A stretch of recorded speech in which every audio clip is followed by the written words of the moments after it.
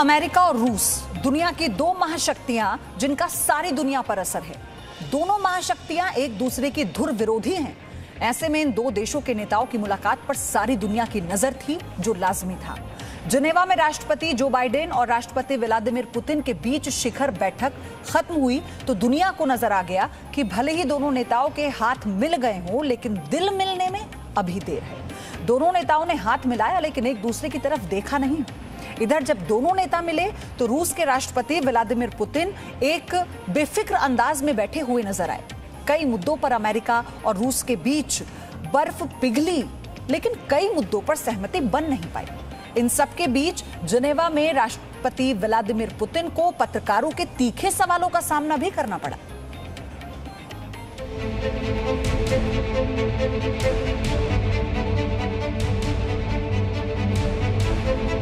जब हाथ मिले लेकिन निगाहें न मिले तो समझ लेना चाहिए कि भरोसे की कमी है।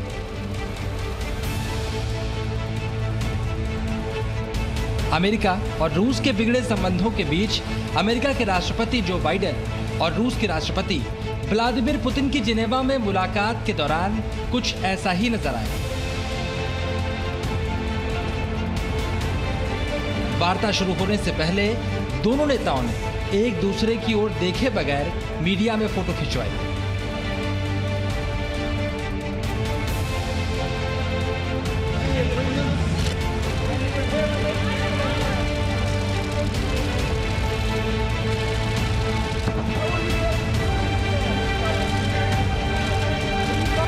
दोनों नेताओं के बीच ये बातचीत विला लाग्रेंज में हुई और अब जरा पुतिन और बाइडेन के बीच चली वार्ता की इस तस्वीर को भी देख लीजिए।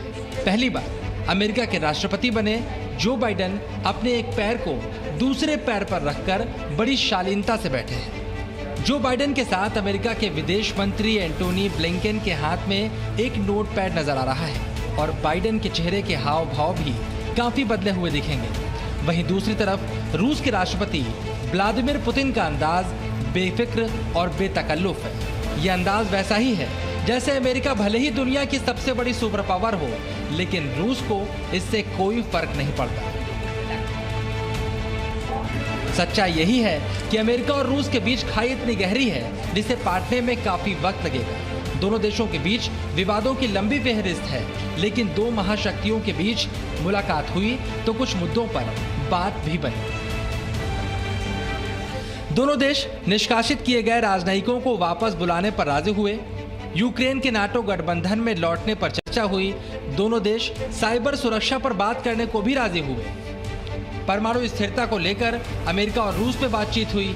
इसके अलावा दोनों देश न्यू स्टार्ट आर्म्स कंट्रोल समझौते में बदलाव पर भी विचार करेंगे। इस मुलाकात के बाद दोनों नेताओं ने भरोसा बढ़ाने की बात की। दोनों देशों ने एक दूसरे के हितों का ख्याल रखने और सहयोग बढ़ाने की दिशा में काम करने को कहा। President Putin and I had share a unique responsibility to manage the relationship between two powerful and proud countries. A relationship that has to be stable and predictable. And we should be able to cooperate where it's in our mutual interest. And where we have differences, I want President Putin to understand why I say what I say and why I do what I do, and how we'll respond to specific kinds of actions that harm America's interest. वैसे दोनों देशों के दो सबसे बड़े नेता मिले तो जो समझौता सबसे राहत भरा रहा वो दोनों देशों के राजनयिकों से ही जुड़ा था। दोनों देश निष्कासित किए गए राजनयिकों को वापस बुलाने पर राजी हो गए। रूस के राष्ट्रपति ने इस बात की जानकारी दी। Мы договорились о том, что этот вопрос решен. Они возвращаются на место к месту своей службы постоянной. Ну, когда конкретно, там, завтра, послезавтра, это вопрос чисто технического характера. Договорились также о том, что Министерство иностранных дел Российской Федерации и Госдеп США начнут консультации по всему комплексу.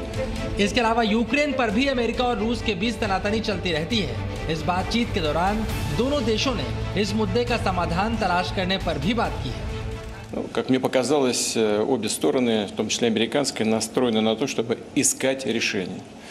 Что касается Украины, то да, эта тема затрагивалась. Не могу сказать, что уж очень подробно, но, насколько я понял президента Байдена, он согласен с тем, что в основе урегулирования на юго-востоке Украины должны лежать Минские соглашения. По поводу вступления возможного Украины в НАТО, эта тема затрагивалась мазком, здесь, пожалуй, нечего обсуждать. Вот. इसके अलावा रूस और अमेरिका हथियारों की होड़ पर भी आगे बातचीत करेंगे। हालांकि इस मुद्दे पर दोनों देशों के बीच कोई सहमति तो नहीं बनी, लेकिन संकेत मिले हैं कि इस बातचीत से आगे के रास्ते खुल सकते हैं। We have an agreement to work on a major arms control agreement. I started working on arms control agreements back all the way during the Cold War.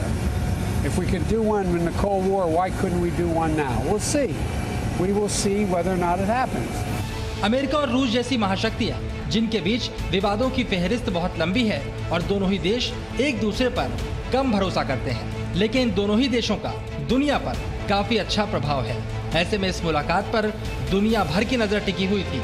एक बड़ी सच्चाई ये भी है कि इस मुलाकात से बहुत ज्यादा उम्मीदें पहले भी किसी को नहीं थी, लेकिन फिर भी बात हुई तो कुछ मुद्दों पर बात बनी है और उम्मीद है आगे कुछ अन्य मुद्दों पर भी बात बन जाए। ब्यूरो रिपोर्ट, जी मीडिया। और चलिए अब आपको दिखाते हैं किस तरह अमेरिका के पत्रकारों ने रूस के राष्ट्रपति व्लादिमीर पुतिन को मानवाधिकार के मुद्दे पर घेरने की कोशिश की। खुद अमेरिका के राष्ट्रपति जो बाइडेन ने पुतिन के सामने ये मुद्दा उठाया, लेकिन पुतिन ने अमेरिका को उसी के अंदाज में करारा जवाब दिया।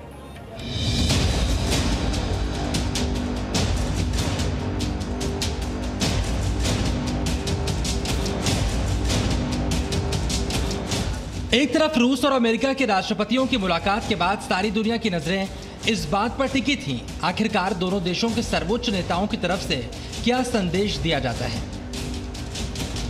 वहीं दूसरी तरफ इन नेताओं को अपनी बात कहने के साथ साथ पत्रकारों के सवालों का सामना भी करना था और पुतिन के सामने अमेरिका के पत्रकारों के बेरहम सवाल थे, जिनका जवाब व्लादिमीर पुतिन ने उतने ही बेरहम अंदाज से दिया। पुतिन से रूस के विपक्षी नेता एलेक्सी नवेल्नी को लेकर सवाल पूछे गए। रूस में विपक्ष की आवाज दबाने के आरोप लगाए गए, जिसका पुतिन ने खुलकर जवाब दिया। सबसे पहले सुनिए किस तरह पत्रकार ने नवेल्नी के मुद्दे पर पुतिन को घेरने की कोशिश की और पुतिन ने किस तरह इस सवाल का सामना किया। He ignored the requirements of the law, and he knew full well that he is wanted. Nevertheless, he came back to Russia and he deliberately wanted to be arrested. Putin यहीं पर नहीं रुके, अमेरिका को घेरते हुए सवाल पूछ लिया कि रूस में गड़बड़ी फैलाने वालों से किस तरह निपटा जाए। So let us ask a question. If Russia is an enemy, then what kind of organizations would be supported by the United States and Russia? I believe these are not organizations that make Russia stronger, but those who deter Russia. And that is the goal of the United States that they made public. So these are organizations and people that help implement the US policy on the Russian track. So what should be our take on this? I believe that clearly we should be cautious about it. इन सब के बावजूद मानवाधिकार एक ऐसा मुद्दा है जिस पर अमेरिकी राष्ट्रपति ने वार्ता के दौरान भी रूस से साफ-साफ कह दिया कि वो रूस के सामने ऐसे मुद्दे उठाने नहीं छोड़ेंगे। So the forum, I pointed out to him that's why we're going to raise our concerns about cases like Alexei Navalny. I made it clear to President Putin that we'll continue to raise issues of fundamental human rights. हालांकि इससे पहले ही Putin मानवाधिकार के मुद्दे पर America को आईना दिखा चुके थे।